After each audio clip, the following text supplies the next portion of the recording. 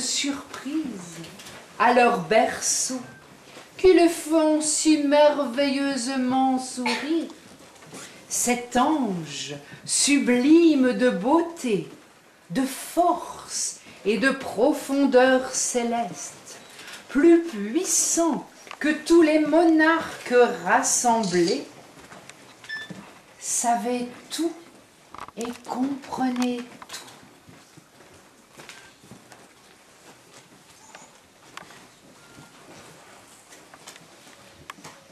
Il pouvait être partout à la fois. Il était prompt comme la gazelle, pur comme l'azur, vrai comme les cristaux d'améthyste. Depuis les routes de la terre, il y a très longtemps, un petit garçon et le petit chaperon rouge avaient trouvé la porte de ce royaume.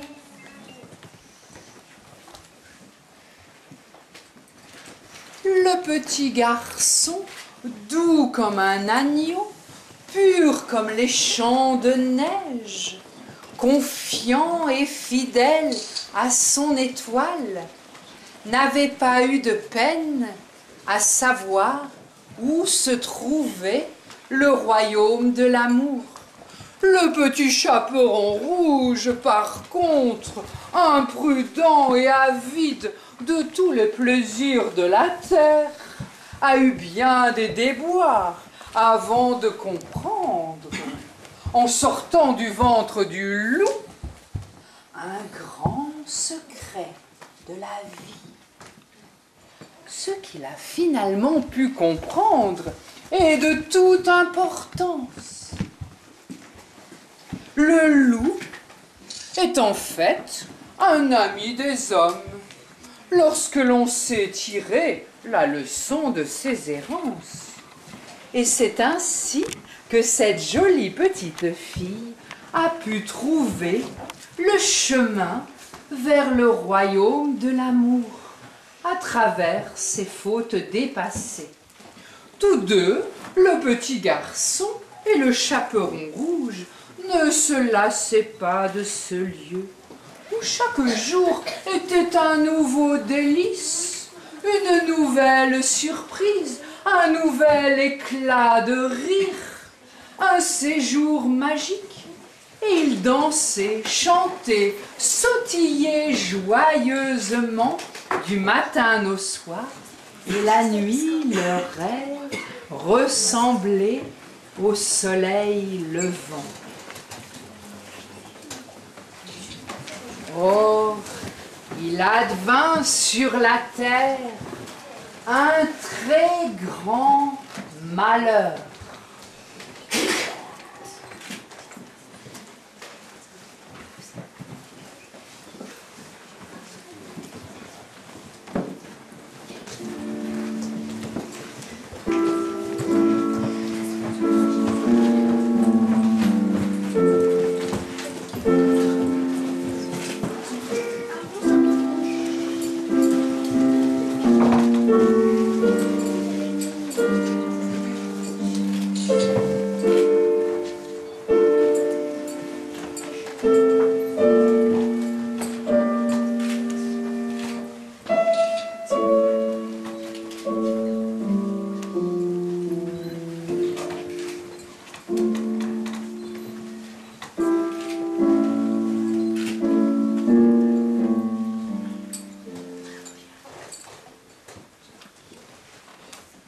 Beaucoup d'hommes cherchaient le chemin du royaume de l'amour.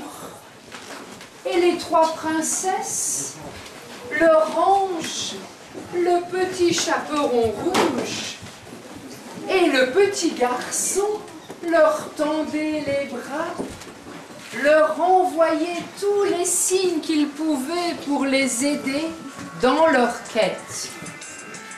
Cela déplut fortement au prince de la terre et à ses sujets. Ils avaient en commun une intelligence suprême. un ascendant irrésistible pour l'opacité et l'obscurité la plus complète qui rendait leur cœur malade et leur fermait le chemin vers le royaume de l'amour. Rien ne les torturait plus que de voir les hommes chercher ce lieu dont les portes leur étaient fermées. Jaloux des hommes, ils décidèrent d'aller concerter le grand serpent, le sage de la terre, ce puissant habitant de la planète bleue était beau comme l'éclair, plus soyeux que tout ce qui existe de fin et de raffiné dans ce monde. Il était grand, immensément grand, de la couleur brune, de la matière ensorcelée, et son sinueux mouvement effrayait plus d'un. Il sillonnait les sentiers en sifflant et en savourant son incontestable pouvoir. Souverain absolu, il rivalisait volontiers depuis très longtemps avec le prince de la terre. Une rencontre au sommet entre eux deux eut lieu. Ils secouaient la terre et s'inondaient le ciel. Elle dura des jours et des jours. Et peu à peu, la terre, sous l'effet de leur pouvoir respectif maléfique, s'obscurcit. Les cœurs des hommes se troublèrent, si bien que plus personne ne trouva le chemin vers le royaume de l'amour et n'entendit plus le chant de ses habitants. Les hommes sur la terre commencèrent à ne plus se comprendre, à se quereller, à se bagarrer pour un rien. Les gens avaient triste mine, et plus personne ne s'entendait, et n'écoutait plus personne. On criait de partout, les dents grinçaient de colère.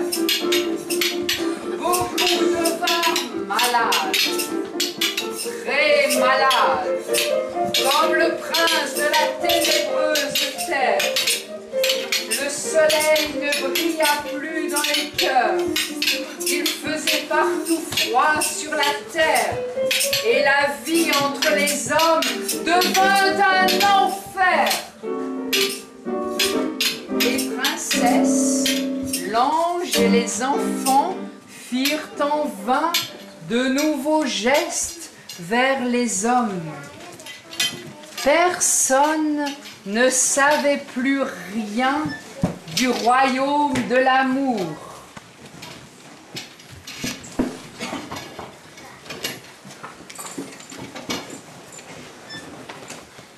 Là,